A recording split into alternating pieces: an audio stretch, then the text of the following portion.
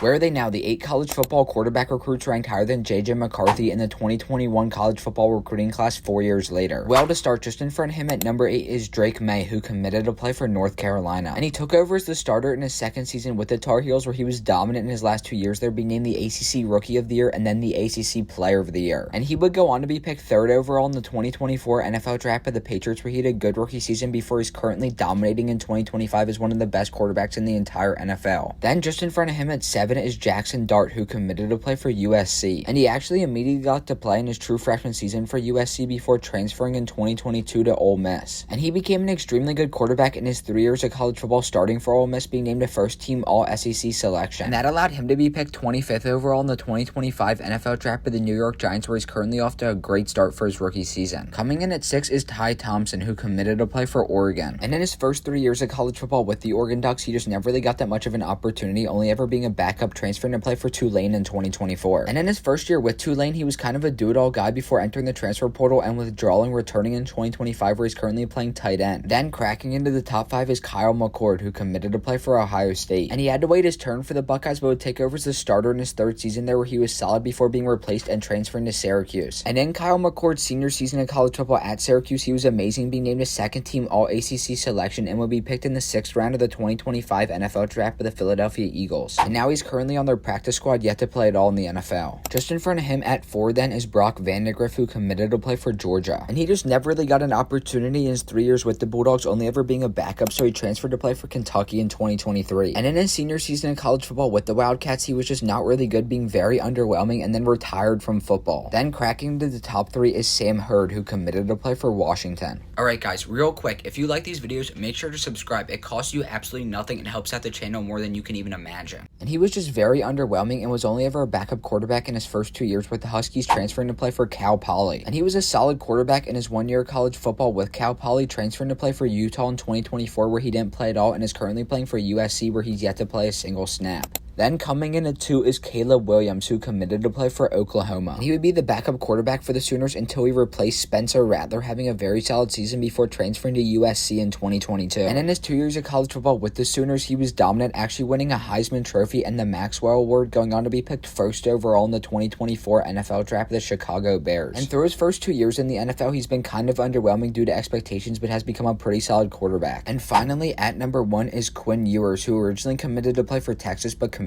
to play for Ohio State. And he played 1 year with the Buckeyes just to get the bag before transferring back to play for Texas in 2021. And he would immediately take over as the Longhorns starting quarterback and was a solid player in his 3 years there, being named a 2nd-team All-SEC selection. Despite that though, he'd only be picked in the 7th round of the 2025 NFL Draft by the Dolphins, where he's actually got to play in 1 game during his rookie season.